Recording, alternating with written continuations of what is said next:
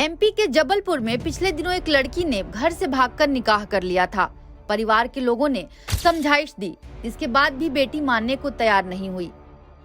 इसके बाद परिवार के लोगों ने नर्मदा नदी के किनारे जाकर बेटी का पिंडदान कर दिया।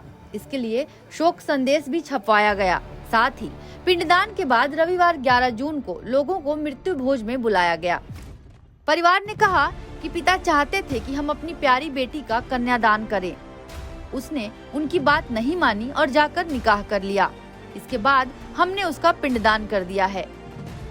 दरअसल पूरा मामला जबलपुर जिला स्थित गोलापुर के अमखेरा गांव की है। गांव की रहने वाली एक लड़की ने अपने ही परिवार की मर्जी के खिलाफ जाकर मोहम्मद अयाज से अप्रैल 2023 में कोर्ट मैरिज कर ली। इसके बाद मुस्लिम रिवाज के साथ निकाह का आयोजन किया गया। निकाह का कार्ड वायरल हुआ। उसमें युवती का नाम बदल दिया गया था।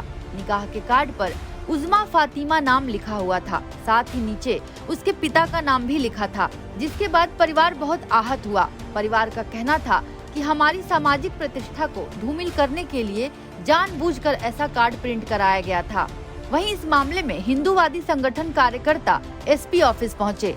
मुस्लिम युवक पर धर्मांतरण समेत लव जिहाद का आरोप भी लगाया। मैरिज सर्टिफिकेट में 2 गवाह हिंदू थे। उनके दस्तावेज और बयानों में भी मेल नहीं है।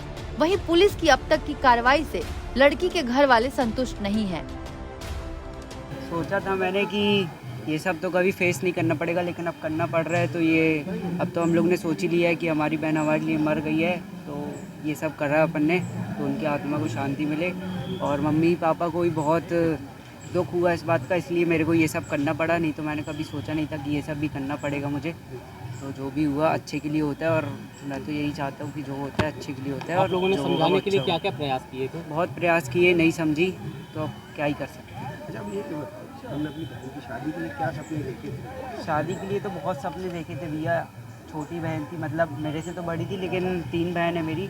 सबसे छोटी बहन थी, तो छोटी बहन की तो बहुत धूमधाम से शादी के लिए देखे थे, लेकिन अब ये सब हो गया तो अब कुछ कह नहीं सकते। दूसरी ओर युवती के परिवार वालों ने जबलपुर में ही नर्मदा किनारे जाकर युवती का पिंडदान कर दिया है। पिंडदान करते हुए तस्वीरें भी सामने आई।